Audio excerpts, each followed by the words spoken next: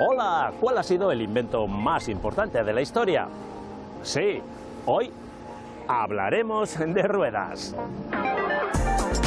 Para empezar, visitaremos la factoría que Michelin tiene en Vitoria-Gasteiz y conoceremos el proceso de fabricación de los neumáticos que montan nuestros coches. Pero no todos los neumáticos son iguales. Os ayudaremos a elegir cuál os conviene. ¿Y por qué las ruedas de los trenes tienen esa forma tan curiosa? El programa de hoy sí que será redondo. ¡Empezamos!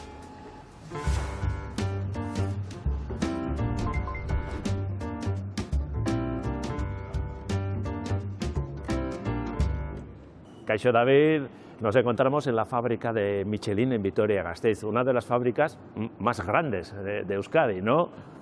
Pues efectivamente, es una fábrica muy grande. Nosotros estamos organizados en lo que llamamos actividades.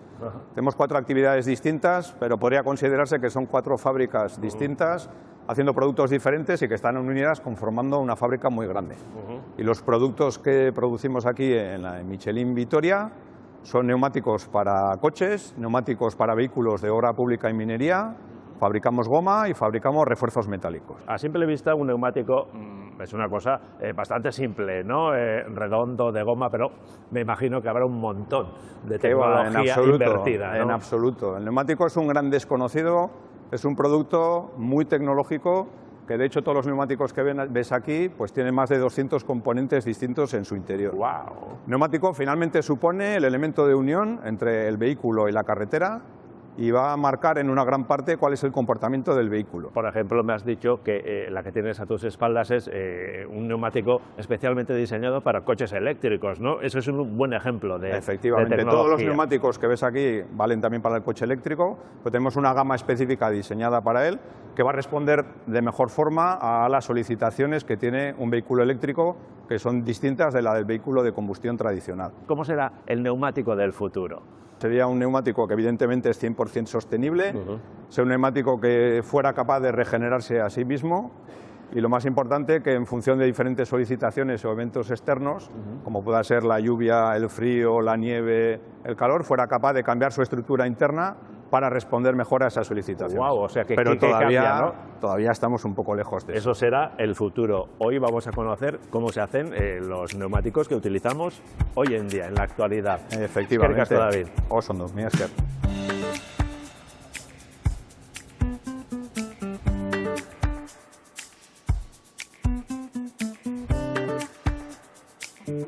Jonander Díez, encargado de la calidad de la goma, ¿no? En esta planta, ¿no? Eso es, aquí lo que fabricamos es la goma que luego van a utilizar nuestros compañeros para terminar el neumático, digamos. Acaba de decir David que esa goma tiene más de 200 componentes, ingredientes distintos, ¿no? Me parece una exageración, ¿cierto? No es exageración, no vamos aquí a hablar de los 200 ingredientes, pero podemos hablar principalmente de 4 familias. Los más importantes. Más importantes, ¿vale? Sería el caucho, digamos que es el number one, las cargas reforzantes. ¿Cargas reforzantes qué es? Que suena un poco raro, pues a todos igual nos suena el negro de carbono. Pero bueno, su función no es dar color negro, sino dar fuerza, digamos, resistencia al neumático. Cargas reforzantes. Eso es. Por otro lado tenemos los productos químicos y el bloque vulcanizante. El bloque vulcanizante también es básico en el proceso porque es lo que hace que la goma pase de plástico a elástico. Sin bloque no hay, ¿no? Hay caucho natural y caucho sintético, ¿no? ¿Utilizáis ambos? De manera general, para los neumáticos de ingeniería civil que se utilizan en minas, que es en entornos pues, muy duros, muchas piedras, muchas agresiones, lo que utilizamos es un caucho natural que aguanta mejor, resiste mejor. El natural es mejor. Eso es mejor para situaciones de no hay asfalto, tierra, piedras, etcétera. ¿El sintético? ¿Tú qué le pides a tus neumáticos? El mío que dure mucho, por ejemplo, que se comporte bien. Eso es, siempre se busca un compromiso, ¿no? Pero algo de lo que se busca mucho ahora es pues, que te consuma poca gasolina. También. ¿Cómo logramos que consuma poca gasolina? Pues con una baja resistencia al rodamiento en la carretera, y eso lo logramos con el caucho sintético. Bueno, ya hemos hablado de los ingredientes, hablemos ahora del proceso, ¿no? ¿Cómo se hace esa goma que luego funciona en la carretera? De una manera sencilla, lo que tenemos es caucho, troceamos el caucho, le añadimos una serie de ingredientes en unas características determinadas. Estos ingredientes ya hemos hablado de ellos: cargas reforzantes, productos químicos y bloque vulcanizante. Lo mezclamos y después lo laminamos para que nuestros compañeros de turismo o ingeniería civil lo puedan. O sea, el resultado final es una especie de láminas de goma que utilizarán luego en el siguiente proceso para terminar el neumático. Oso no, Jon Ander, es que ricasco.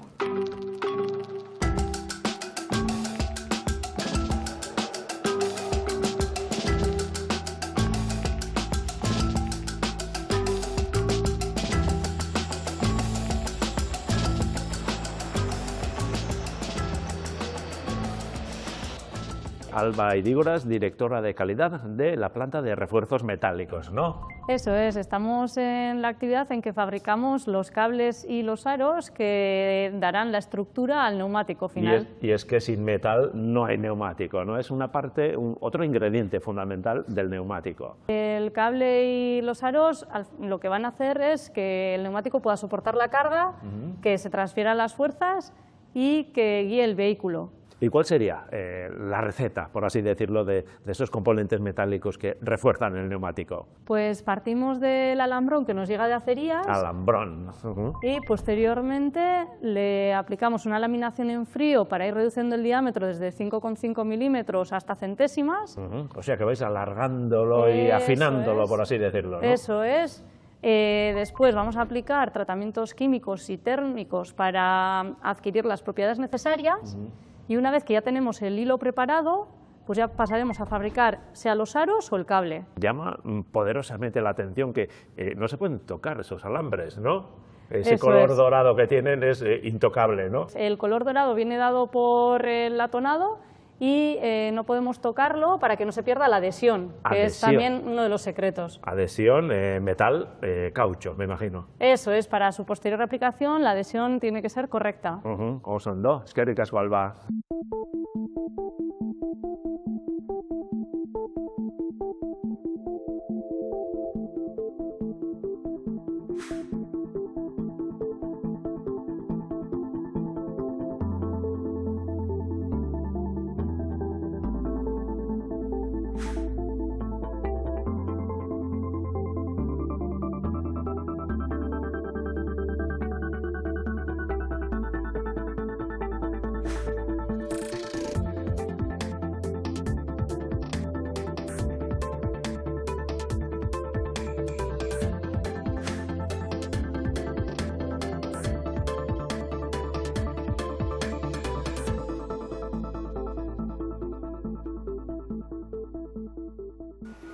Hola, Eduardo. Muy buenas, Iñaki. Director de calidad. Eso es, en la actividad de turismo, donde hacemos los neumáticos para los vehículos, para los coches. Aquí donde estamos es el lugar donde se unen el metal y la goma que hemos visto, ¿no? Eso es. Como has podido comprobar, el neumático es un elemento de alta tecnología, es un producto muy complejo. Esto lleva goma y esto lleva metal, ¿no? Metal, esto igual. es como un puzzle que habéis despiezado para ver cuáles son sus componentes, cuáles son sus elementos, ¿no? Exacto, como habéis visto ya, tenemos proveedores que nos van trayendo los diferentes componentes de goma, las partes metálicas, textiles, y aquí lo que hacemos es conjugar todo para ir haciendo la fabricación del neumático. Estas líneas de producción, ¿no? Exacto. ¿Qué es esto? Es lo que denominamos carcasa y para mí es el corazón del neumático. La carcasa se fabrica en las líneas que denominamos MAC, que son máquinas automáticas de confección, donde hay una vía de trabajo, que es la que veis aquí, detrás nuestro. Pasan una serie de tambores que va pasando por los diferentes puestos y se le van acoplando las diferentes capas de goma. En todo caso, Eduardo, esto no se parece nada a un neumático, ¿no? No, le falta algo. Como puedes ver, no tiene ni la forma del neumático. Entonces, la siguiente etapa del proceso de fabricación es lo que denominamos terminación, donde le añadimos una serie de tejidos de telas metálicas y lo que es la banda de rodadura, que lo puedes ver aquí ya. Esto ya se parece más. Esto ya es otro tema. Sí, ¿no? Esto tiene ya banda de rodadura. Exacto. De alguna forma es la que entra en contacto con el asfalto y es la que transmite pues, todas las prestaciones que tiene el neumático y el vehículo. A esto le falta el dibujo todavía y está hablando. Eso es. De momento, si ves el bandaje, la goma sigue en un estado plástico y hasta que no pasemos al proceso de vulcanización, que es donde ya en la temperatura le hará una serie de cambios químicos que le lleva a pasar del estado plástico al estado elástico. Se van consolidando, se van uniendo entre ellos y van cogiendo las características para luego las prestaciones en las que está diseñado el neumático. ¿Cómo son esos hornos? Tenemos dos tipos. Pasamos de un sistema tradicional de temperatura, dar temperatura en las presas de cocción a través de gas natural, que lo convertimos el agua en vapor y es el proceso de vulcanización. Pasamos a presas eléctricas. Y ese avance además incluye robótica. Eso es súper curioso, la imagen es espectacular. Sí. Es muy espectacular porque vamos viendo cómo el aprovisionamiento de los bandajes lo van haciendo una serie de robots a la demanda de la prensa en cuanto le solicita la dimensión. El robot viene con su bandaje y es el aprovisionamiento a la prensa. Súper curioso. Gracias, Eduardo, por enseñarnos cuál es la receta de un neumático. Muchas gracias a ti.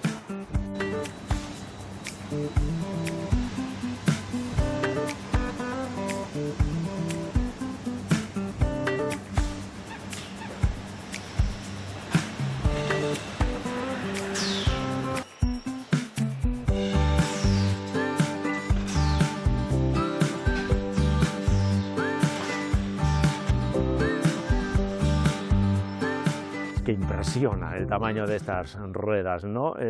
No sé calcular cuánto miden, de altura, cuánto sería.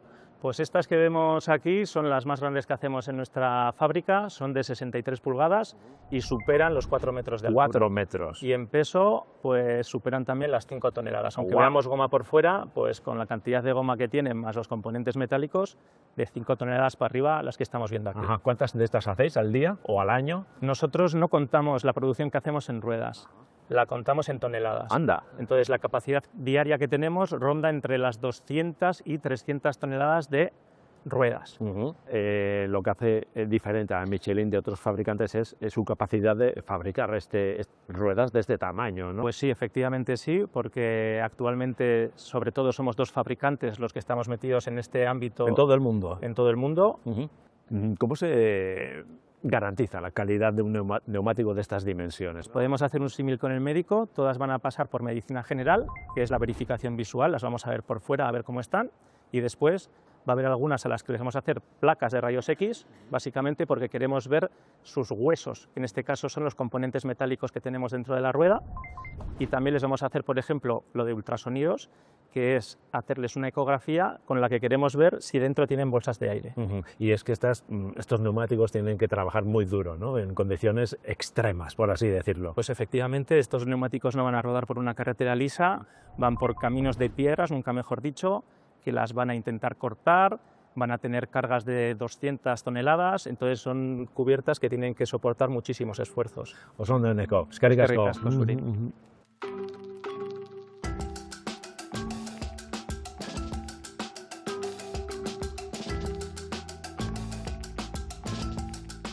Kaixo Aitziber Villasante, responsable de Ingeniería de Neumáticos de Obra Civil.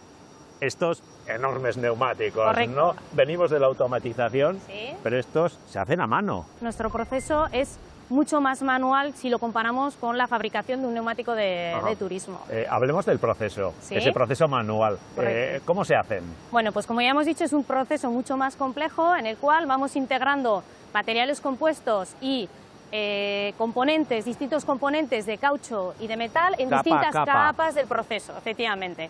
Y bueno, al final esto se hace en 2 etapas, pero es verdad que bueno, pues, los progresos que se están haciendo en tecnología y en el mismo proceso nos están llevando hacia una fabricación aditiva del neumático mucho más automatizada, o sea que lo que venimos realizando hasta ahora. Se tiende hacia la automatización. Efectivamente, ¿no? Ya estamos en ellos. No son Aitziber, eskerrik asko. Muchas gracias.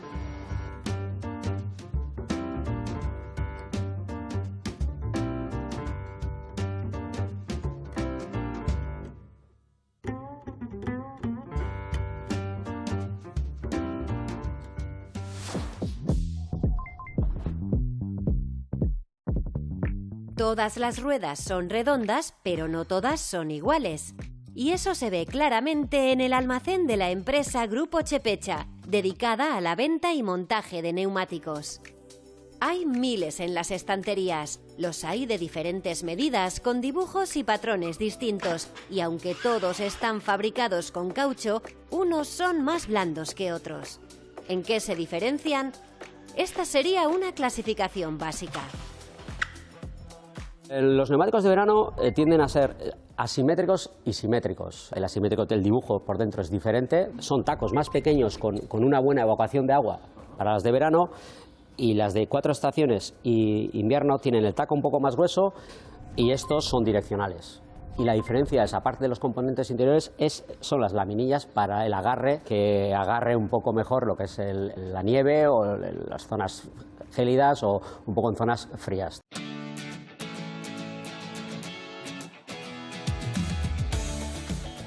Verano, invierno y 4 estaciones. La propia clasificación deja claro cuál es el uso para el que está pensado cada tipo de neumático.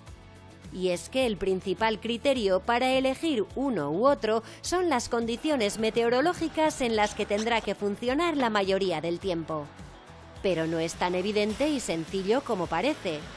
En la decisión intervienen otros muchos factores: estado de la carretera, hábitos y gustos del conductor o conductora, las características del propio coche. En consecuencia, no existe un neumático perfecto que se adapte a todas las necesidades y condiciones, pero sí un neumático que aporta la respuesta más adecuada en cada situación. Por eso en Chepecha han preparado una pequeña demostración para comprobar las propiedades de cada clase de neumático y ayudarnos en su elección. Para la prueba se han seleccionado neumáticos de verano y 4 estaciones.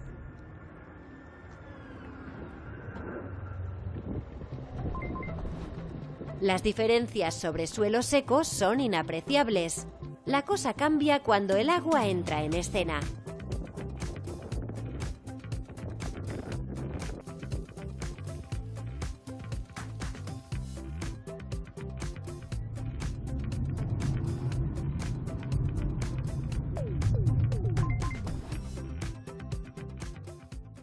Ahí cambia un poquito la cosa. Vale, al final lo que tenemos es un neumático de verano que tiene unas ranuras especiales que evacúan muy bien el agua. Vale, y es un poco su especialidad, trabajar en temperaturas más bien cálidas y en zonas lluviosas. Es el neumático que mejor rendimiento pueda tener en lluvia. Y luego, en cambio, tenemos el 4 estaciones, el neumático de 4 estaciones, que sus características son tan amplias que igual en agua van a tener un rendimiento menor. Pero tiene otros pros que pues en la nieve pues tienen un agarre que el de verano, por ejemplo, no tiene. En los países con inviernos duros o en zonas de montaña, el uso de neumáticos de invierno está muy extendido. En algunos departamentos de Francia, por ejemplo, entre noviembre y marzo es obligatorio montar neumáticos de invierno homologados o, en su defecto, llevar cadenas en el maletero. Esta norma se aplica también en Iparralde. Las zonas de comienzo y fin de esta normativa se indican con estas señales.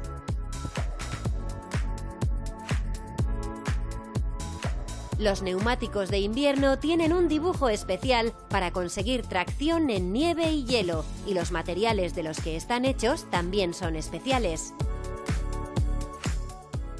Su funcionalidad empieza por debajo de 7 grados. Entonces, para conseguir que no se endurezca el neumático, para que se mantenga blando, tienen esa composición del sílice, los aceites y el carbón. Los neumáticos 4 estaciones estarían a medio camino entre los de verano y los de invierno. También contienen compuestos especiales para evitar que la goma se endurezca por el frío y la rueda baje su rendimiento. También tienen laminillas, pero no tantas ni tan pronunciadas como las de los neumáticos de invierno. Hacer que baje la temperatura al aire libre es difícil, pero sí se puede crear algo parecido a la nieve utilizando harina. La idea es mostrar la huella que dejan los distintos dibujos.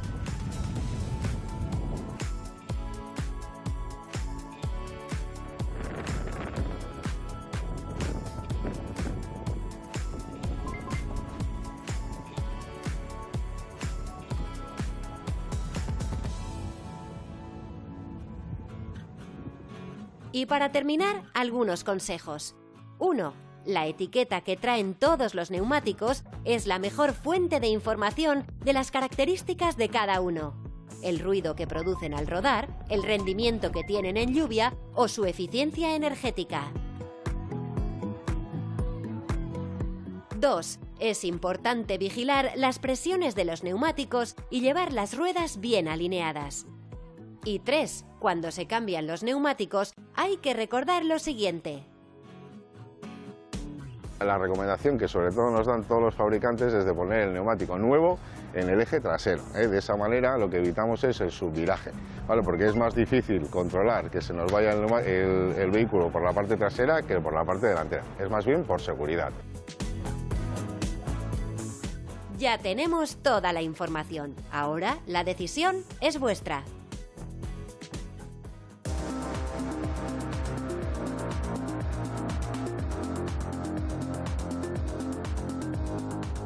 ¿Existen ruedas que no se pinchan? Sí. En el caso de las ruedas con cámara de aire, la respuesta es no. Es cierto que hay neumáticos antipinchazos fabricados con cámaras de protección que cuando se pinchan no pierden aire o presión de repente. Por tanto, permiten hacer varios kilómetros más sin que el neumático se vacíe del todo. Sin embargo, ya existen prototipos que sustituyen la cámara de aire por láminas de material resistente, pero elástico, que no se pinchan. Y por supuesto, tampoco las tradicionales ruedas de madera se pinchan, ni las macizas, ni las de acero de los trenes.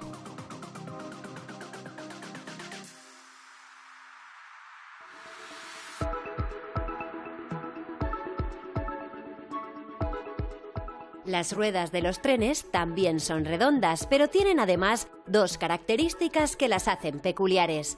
Son de metal y cuentan con un perfil inclinado, son cónicas. ¿Por qué son de metal y por qué tienen ese aspecto? Para saberlo hemos venido a la Escuela de Ingeniería de la Universidad del País Vasco. Hoy se celebra el Día de Puertas Abiertas y el Grupo de Investigación de Dinámica Ferroviaria está preparando una instalación a escala. La idea es utilizarla para que alumnas y alumnos aprendan cómo funcionan las ruedas de los trenes. Para empezar, hablemos de materiales. Entzegu bat egingo duguna izango da alde batetik botako dugu rampa honetatik bi ardatz muntatu hauek, bai? Bata goma barik eta bestea gomarekin. Eta ikusiko dugu noraino llegatzen diren. El resultado no deja lugar a dudas. Los ejes con ruedas de metal llegan mucho más lejos que los que montan ruedas de goma, y eso tiene que ver con la eficiencia energética. La esencia del ferrocarril es el contacto rueda cero, carril acero. Y tiene que ser así. Esa es la esencia y la clave. Es el secreto mejor guardado del ferrocarril.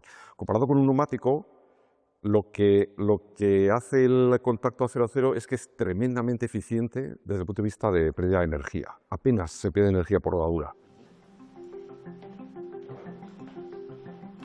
El coeficiente de rozamiento tiene mucho que ver, pero hay otro factor que tiene bastante más importancia. El acero es un material muy rígido y por eso el punto de contacto entre la rueda y el raíl es pequeñísimo. A menudo utilizan esta comparación. Es como si las 60.000 toneladas que pesa la Torre Iberdrola de Bilbao se apoyasen en un folio de tamaño A4. Y eso aporta una tremenda ventaja desde el punto de vista de la energía. Hay un ejemplo muy ilustrativo que es cuando todo el mundo ha intentado andar en bici por la playa, en la arena seca, y eso es una tortura. ¿Por qué? Porque casi toda la energía que tú gastas pedaleando la gastas en deformar la arena, no en avanzar. Digamos que el acero lo que consigue es el extremo contrario. Toda la energía va a avanzar, no a deformar nada ni a perder energía en la deformación. Cuando un coche traza una curva, las ruedas exteriores tienen que recorrer una distancia mayor que las interiores y es el diferencial el que se encarga de que la trazada sea equilibrada. Los trenes no cuentan con un diferencial como los coches, son las propias ruedas las que cumplen esa función.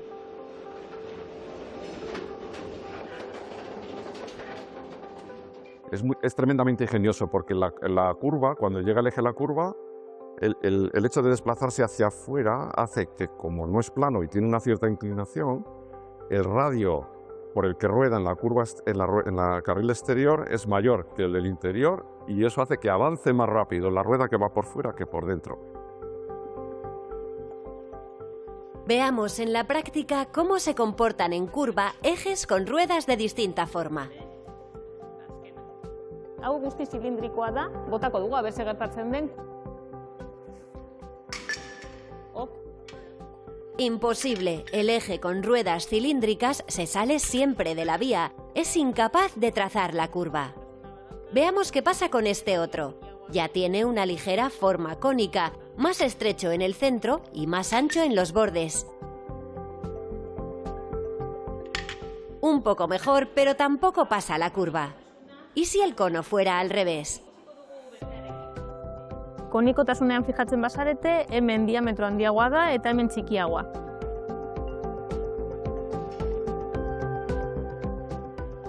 Ahora sí, esta forma cónica centra el eje cuando se desvía del camino, lo mantiene en la vía sin necesidad de diferencial, tanto en curva como en recta. Y esta es la razón por la que las ruedas de los trenes tienen esa forma. Y él solito, tiene la capacidad de posicionarse en su posición idónea para dar la curva sin necesidad de diferenciar y sin necesidad de desacoplar las dos ruedas y se autoguía, exactamente. Este principio es una de las bases de la tecnología ferroviaria y también es el punto de partida de un trabajo más meticuloso. El Grupo de Investigación de Dinámica Ferroviaria lleva años trabajando en ello.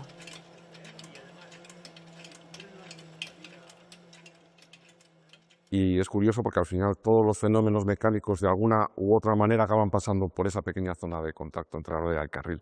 Ahí se transmiten muchas fuerzas, hay muchas presiones, eso origina vibraciones, eso origina desgaste en el carril que produce ruido, que produce pérdida de confort, que produce resistencia a la rodadura también, hay que analizar el tipo de lubricación y nos dedicamos un poco a estudiar esos efectos dinámicos y cómo poder mejorarlos y optimizarlos. Son muchos los factores que hay que estudiar y tener en cuenta para que los viajes en tren sean seguros y confortables, aunque las pasajeras y pasajeros casi nunca sean conscientes de ello.